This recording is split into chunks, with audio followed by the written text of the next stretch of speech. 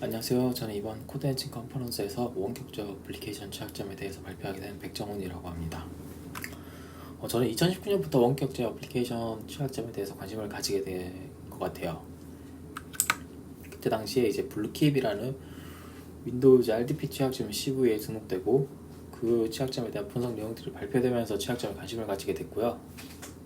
블루킵은 다들 아시겠지만 윈도우즈 RDP에서 사용자 인증 없이 원격에서 이미 코드를 실행할 수 있는 커널 레벨 유저 애프터프리 취약점이었죠.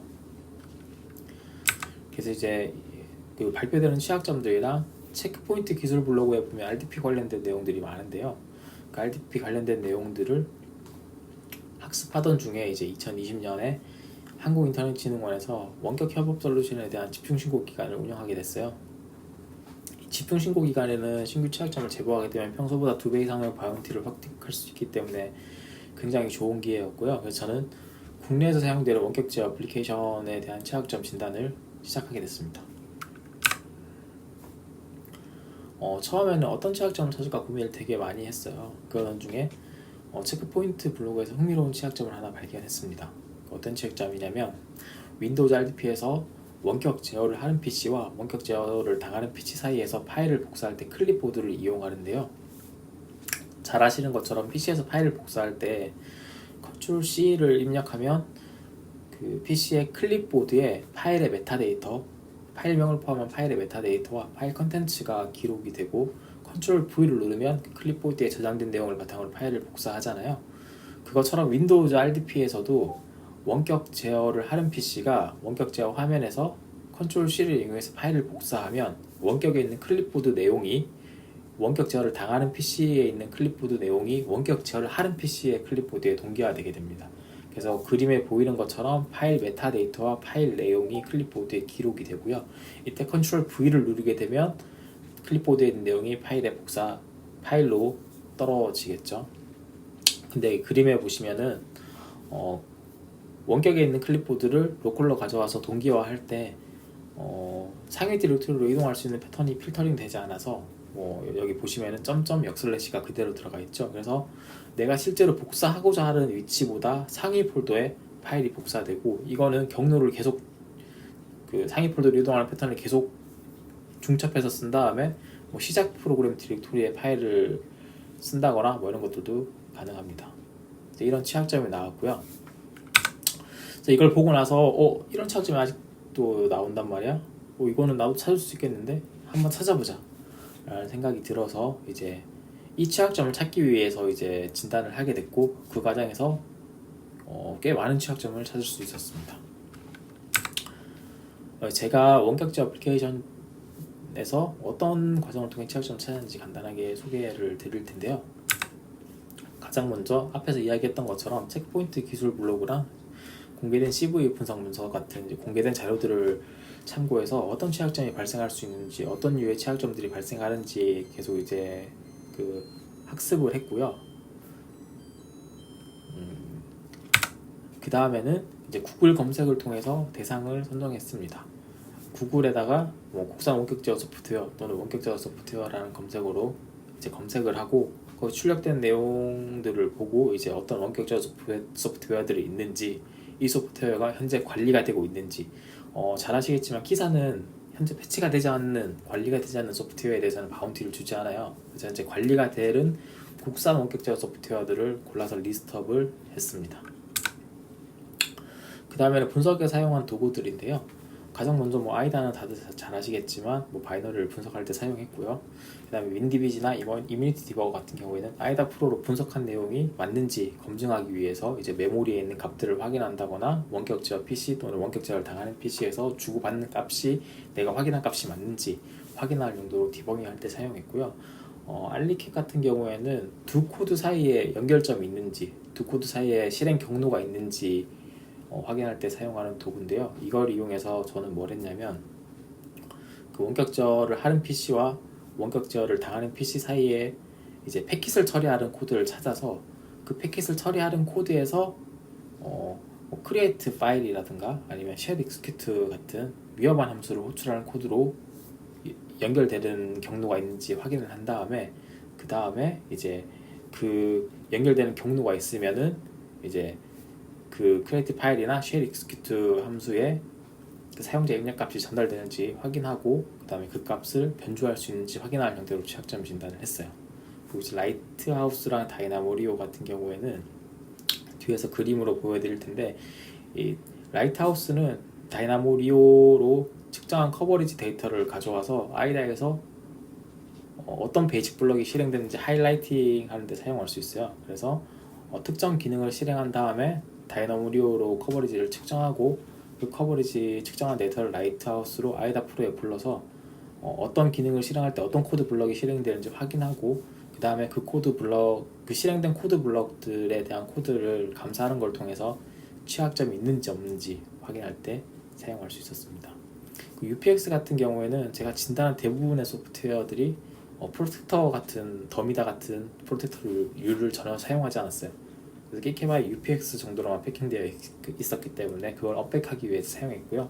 그 다음에 프로세스 모니터, 프로세스 익스플로러 같은 경우에는 원격적 어플리케이션에 동작할 때 레지스트리라든가 파일이 어떻게 변화되는지 이런 것들을 확인하기 위해서 사용했습니다. 그리고 리소스 해커는 원격제어 소프트웨어들 바이너리 보면 리소스 영역에 정말 많은 데이터가 저장되어 있어요. 업데이트 서버 주소부터 시작해서 디버그 문자열 같은 것들도 저장되어 있기 때문에 그런 것들을 확인하기 위해서 썼고요. Detected is는 예를 들어서 원격제어 소프트웨어가 Detected is 같은 경우에는 원격제어 소프트웨어가 어떤 언어로 컴파일 됐는지, 바이너리는 패킹되어 있는지 이런 것들을 확인하기 위해서 사용했습니다.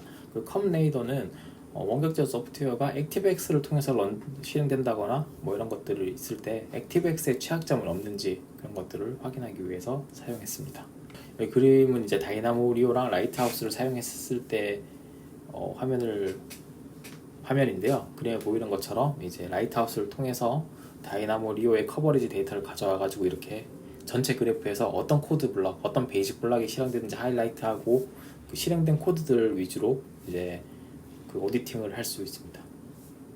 이제 취약점이 발견되면 공유 코드 개발은 DLL 인젝션이나 아니면 이뮤니티 디버거 스크립트로 개발을 했고요. 이렇게 한 이유는 RDP 어플리케이션 같은 경우에는 통신 과정을 암호화하는 경우가 많은데 이 DLL 인젝션 또는 디버거 스크립트를 사용하면 이 암호화하는 함수를 후킹해서 입력되는 데이터만 변조해주면은 별도로 암호화하는 과정을 분석하지 않아도 공백 데이터를 전송할 수 있기 때문에 간단하게 POC를 개발할 수 있어서 이렇게 공개 코드를 개발하게 됐습니다. 다음은 RDP 아키텍처에 대해서 간단하게 설명을 드릴 텐데요. 제가 분석한 국산 원격제 어플리케이션 같은 경우에는 그 소프트웨어 자체가 복잡하지 않았어요.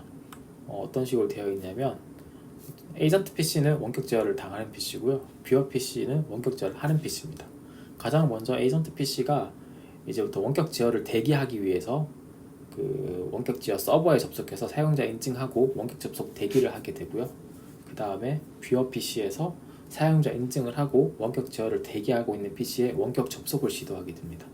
그러면은 중앙에 있는 서버가 에이전트 PC에게 VNC 서버를 실행하도록 명령어를 전송하고요. 그리고 에이전트가 VNC 서버를 실행하고 나면은 그 이제 원격 제어 서버가 뷰어 PC에 그 에이전트 PC의 VNC 서버의 IP 포트 정보를 전달합니다. 그러고 나면 이제 마지막으로 VNC 서버가 에이전트 PC의 VNC에 접속해서 원격 제어 채널을 생성하는 거죠. RDP 구성 요소 같은 경우에는 주로 런처 모듈, 그리고 인증하는 모듈, 그리고 여러 가지 관리 기능을 제어하는 모듈이랑 VNC가 있었는데요. 이제 런처 같은 경우에는 그 원격 제어 어플리케이션 실행될 때 가장 먼저 실행되는 바이너리인데요. 업데이트를 수행하거나 아니면 에이전트 또는 뷰어 바이너리를 실행해주는 역할을 합니다. 그리고 이제 어서티케이션 모듈은 에이전트 또는 뷰어가 RDP 게이트웨이에 접속할 때 필요한 인증 기능을 수행할 때 사용되고요. 그리고 매니지먼트 같은 경우에는 파일 전송이나 특수 키 입력, 그리고 오디오 전송 같은 이제 특수한 기능을 제공할 때 사용되는 모듈이고요. 네, VNC는 저희가 다 알고 있는 그 원격에서 화면이나 키보드, 마우스 등을 공유할 때 사용할 수 있는 VNC 프로그램입니다. 대부분 이제 그 런처나 인증 그리고 매니지먼트 모듈 정도만 그 자기네 회사에서 만들고 VNC는 오픈소스를 가져와서 사용하는 경우가 많더라고요. 제가 이제 원격자 어플리케이션 발견했던 취약점들을 하나씩 설명드리도록 하겠습니다. 이제 제가 원격자 어플리케이션 발견했던 취약점들에 대해서 하나씩 설명드리도록 하겠습니다. 발견된 취약점 유형인데요. 업데이트하는 과정에 취약점이 있다거나 아니면 인증 누락돼서 인증 없이 사용자가 접속할 수 있다거나 아니면 원격자를 당하는 PC에서 원격자를 하는 PC의 역으로 리버스 RTP를 할 수 있다거나 아니면 또 버퍼 플로우 같은 시스템적인 취약점들이 있다거나 아니면 서버를 탈취할 수 있는 관리적 취약점들까지 정말 다양한 취약점들이 나왔습니다. 가장 먼저 소개해드릴 취약점은 취약한 업데이트인데요. 제가 본 원격자 솔루션 같은 경우에는 크게 세 가지 방식으로 이제 어플리케이션을 실행한 것 같아요. 액티브엑스로 실행하는 방식이 있고 URL 스킴으로 실행하는 방식이 있고 그리고 실행 파일로 실행하는 방식이 있었습니다. 이 중에서 실행 파일로 실행하는 경우에는 그 실행 파일의 리소스 영역에 업데이트 서버 주소 같은 것들이 하드 코딩 되어 있고 그 실행 파일이 실행되면 그 하드 코딩된 서버에 접속해서 이제 업데이트될 파일 목록을 가져오고 그 파일 목록에서 파일 하나씩 다운로드 받아서 업데이트하는 방식이라서 업데이트 과정에서 별다른 취약점을 찾을 수 없었는데요. 액티브엑스나 URL 스킴 같은 경우에는 사용자 입력 값이 이제 뭐 서버 주소로 사용된다거나 이런 케이스들이 있어서 업데이트 서버를 변조하는 것을 통해서 그 원격 제어를 하는 PC 또는 원격 제어를 당하는 PC가 공격자 서버에 접속해서 악성 코드를 다운로드 받아서 업데이트 그 시스템을 설치하는 형태로 이제 공격할 수 있는 시나리오들이 있었습니다. 가장 먼저 액티브엑스인데요. 원격자 솔루션 같은 경우에는 라이선스를 구매하게 되면 그림에 보이는 것처럼 고객들이 접속할 수 있는 랜딩 페이지를 만들어줘요. 이 랜딩 페이지에 고객이 접속하면은 그림에 보이는 것처럼 액티브엑스를 설치하게 되고요. 이제 그 취약점을 진단하는 사람 입장에서는 그 저 랜딩 페이지를 찾은 다음에 거기서 설치된 액티브엑스 캐비넷 파일을 다운로드해서 그 역으로 분석하면 취약점을 찾을 수 있습니다. 이렇게 캐비넷 파일을 다운로드 받아서 압축을 해제하고 그 안에 있는 OCX 파일이나 아니면 DLL 파일을 이렇게 이제 컴네이드로 불러서 보면 그 액티브엑스에서 제공하는 메소드들을 확인할 수 있고요. 그 메소드 중에서 업데이트랑 관련된 메소드를 먼저 찾고 그 메소드에서 업데이트 서버 주소를 변경할 수 있다던가 아니면 업데이트 경로를 변경할 수 있을 때 취약점이 발생할 수 있습니다. URL 스킴도 마찬가지인데요.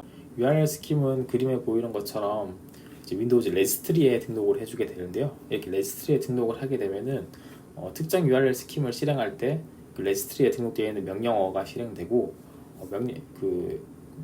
명령어가 실행될 때 그 실행 옵션으로 URL 값도 전달해 줄 수 있습니다. 그러면은 그 프로그램이 URL 값을 파싱해서 뭐 업데이트 서버 주소를 얻어온다던가 뭐 사용자 아이디 패스워드를 가져와서 인증을 한다던가 뭐 이런 식으로 가능하게 그림에 보이는 것처럼 이렇게 URL 스킴을 입력하면은 연결된 프로그램을 실행할지 묻게 되고 열기 버튼을 누르면은 저 대상 프로그램이 실행되고 그 레지스트리 설정 내역에 따라서 이 URL에 입력된 값이 콘솔 앱 1의 실행 옵션으로 전달되기도 합니다. 제가 이번에 발표할 취약점은 그 URL 스킴을 사용하는 어플리케이션에서 나온 취약점인데요. 대상 프로그램은 URL 스킴으로 런처를 실행하고 그 런처에 전달되는 URL에 업데이트 서버 정보가 포함되어 있어서 취약점이 발생했습니다.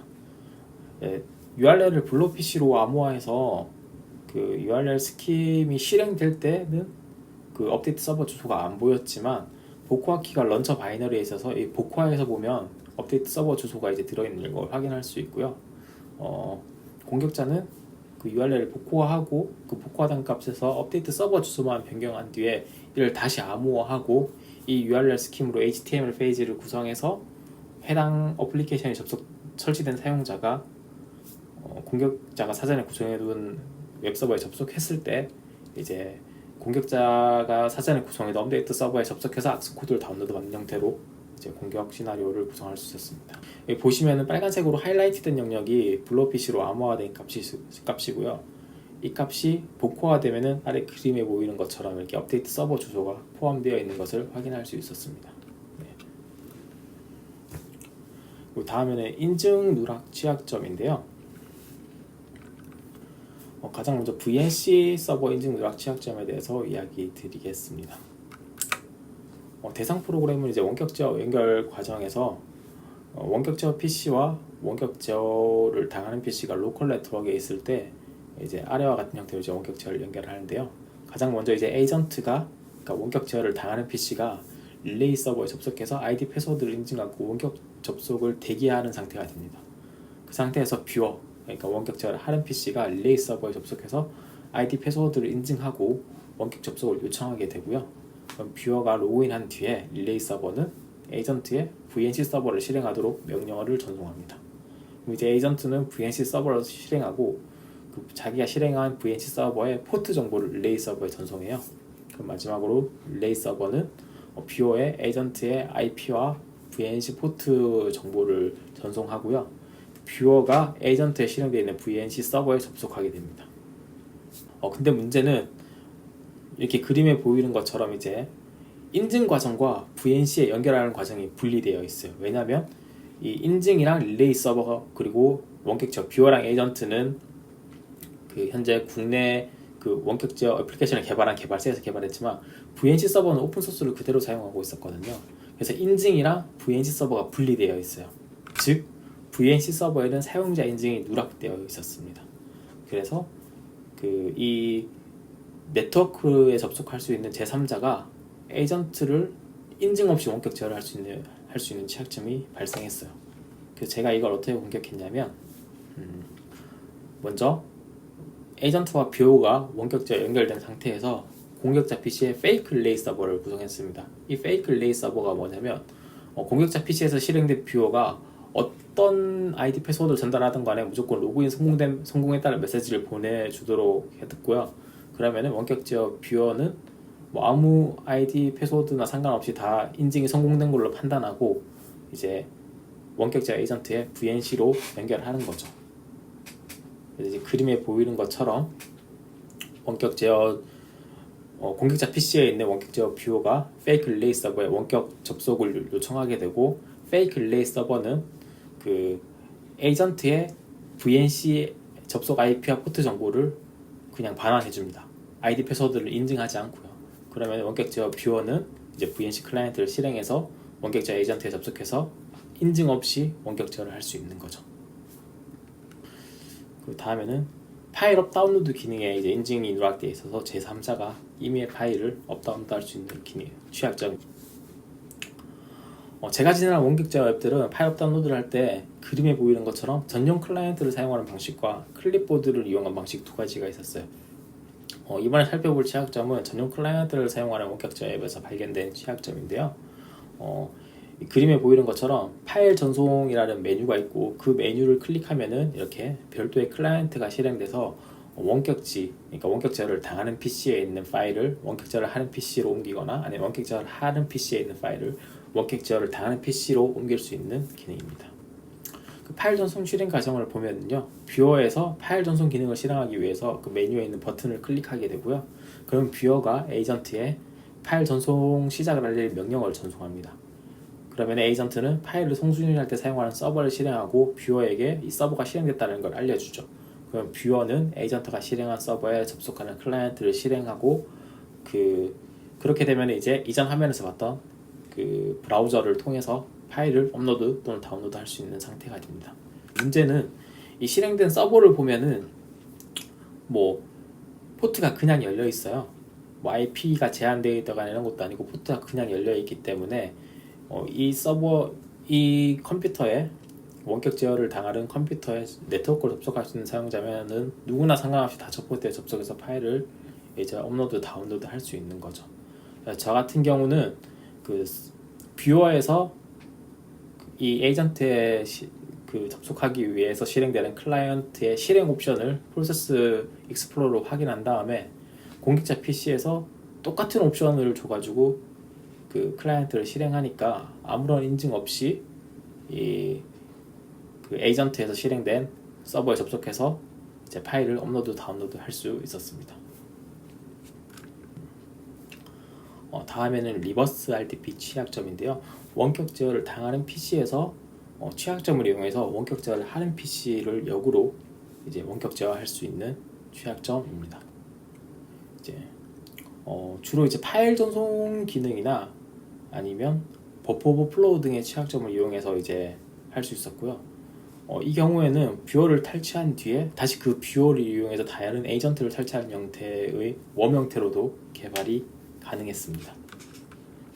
꽤 심각한 취약점이죠. 예를 들어서 고객센터에 있는 상담원 PC 한 대를 리버스 RTP 하게 되면은 그 상담원이 밑에 거느리고 있는 수많은 고객 PC들을 다 이제 웜 형태로 퍼뜨릴 수 있는 그런 취약점이었습니다.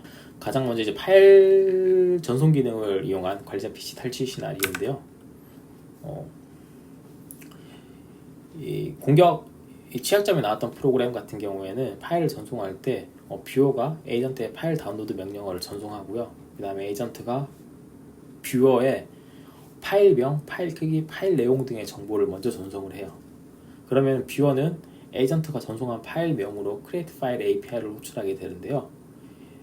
이때 이제 create 파일에 들어가는 값이 에이전트가 전송한 값이 그대로 사용돼요. 아무런 필터링 없이. 그러니까 우리가 제일 처음 체크포인트 기술 블로그에 있었던 취약점처럼 상위 폴더로 이동하는 디렉토리 트래버싱 패턴을 강제로 이제 인젝션해서 뷰어에다가 전달해버리면은 뷰어는 이제 그 자기가 원하지 않았던 위치에 파일을 복사할 수 있겠죠. 그리고 이 원격적 뷰어 클라이언트 대부분이 높은 권한으로 동작하고 있기 때문에 시작 프로그램 디렉토리에 파일을 복사하는 걸 통해서 그 PC가 재부팅 될 때 원격에서 악성 코드를 실행한다던가 이런 게 가능했습니다. 그래서 이제 저는 이 취약점을 공격할 때 이뮤니티 디버거를 사용했는데요. 이 이뮤니티 디버거의 스크립트를 보면은 파일명을 전송할 때 이 파일명의 위치를 프로그램 데이터로 변경하고 그 다음에 상위 폴더로 이동하는 땡땡 역슬러시 패턴을 추가하는 걸 확인할 수 있습니다.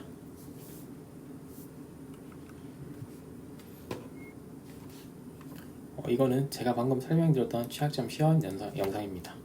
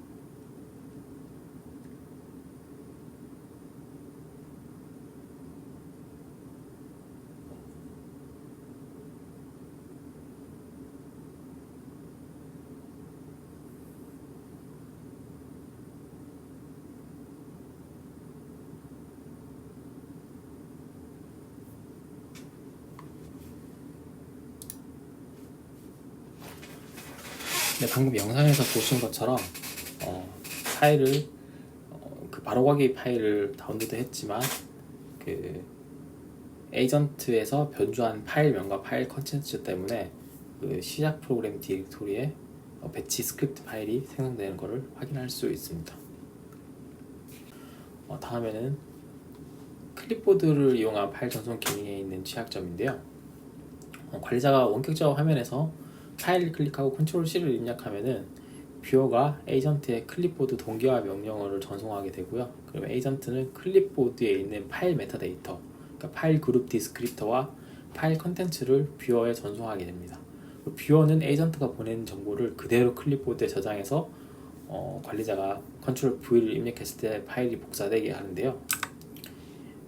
그 파일 디스크립터에 보면 이렇게 C 파일 네임이라고 해서 파일 경로가 저장돼요.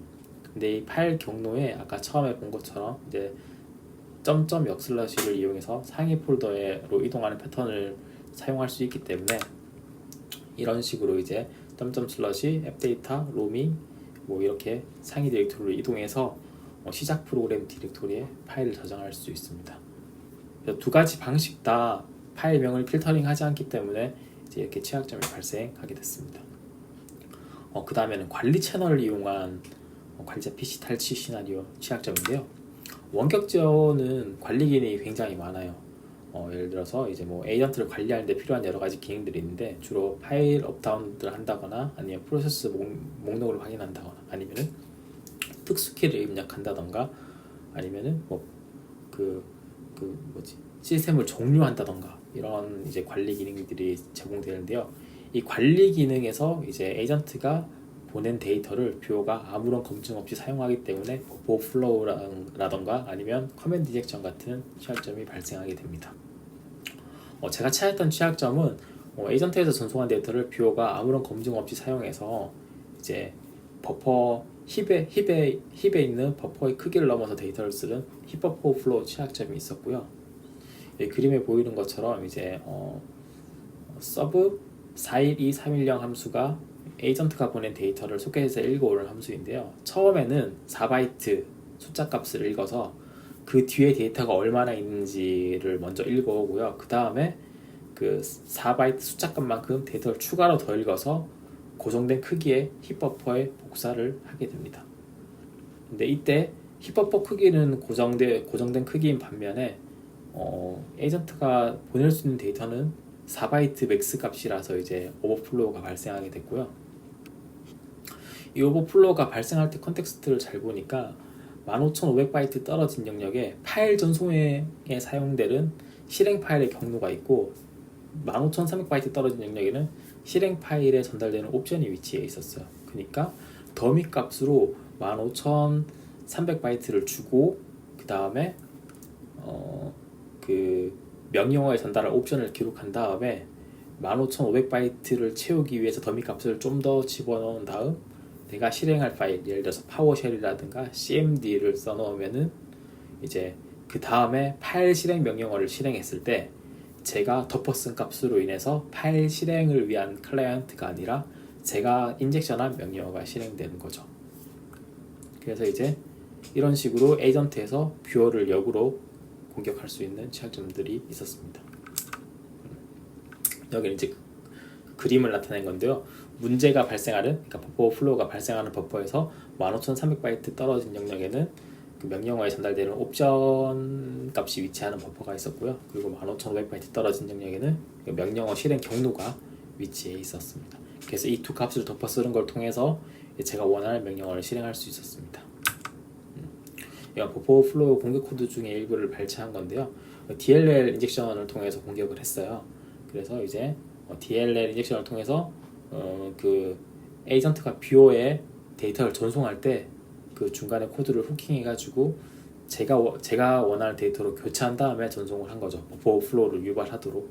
그래서 여기 보시면은 이제 커맨드로는 cmd exe를 전달하고 그다음에 옵션에는 파워쉘을 실행해서 제가 원하는 스크립트를 실행하도록 오버플로우를 냈습니다. 마지막으로 이제 관리적인 취약점이 몇 가지 발견된 게 있는데요. 그 중에서 좀 충격이었던 서버를 탈취할 수 있는 취약점에 대해서 소개해 드리겠습니다. 문제가 되는 원격 제어 소프트웨어는요, 원격 제어 서버에 릴레이 서버랑 인증 서버 같은 여러 서버가 사용되고 있었고요. 그리고 이제 얘 같은 경우에는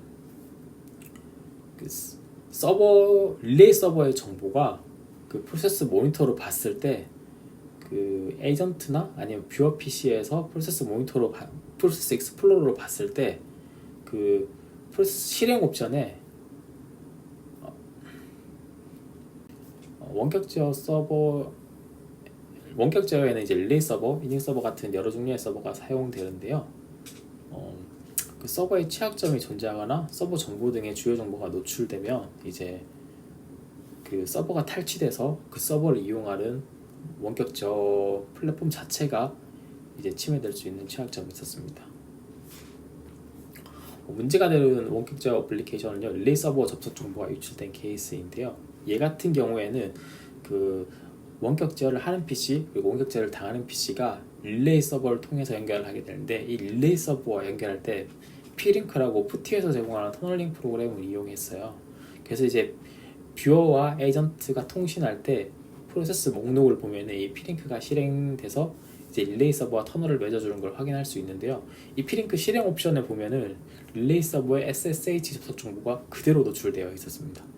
그래서 제가 혹시나 싶어서 테스트로 접속해 보니까 릴레이 서버에 SSH로 그대로 접속 가능했었고요.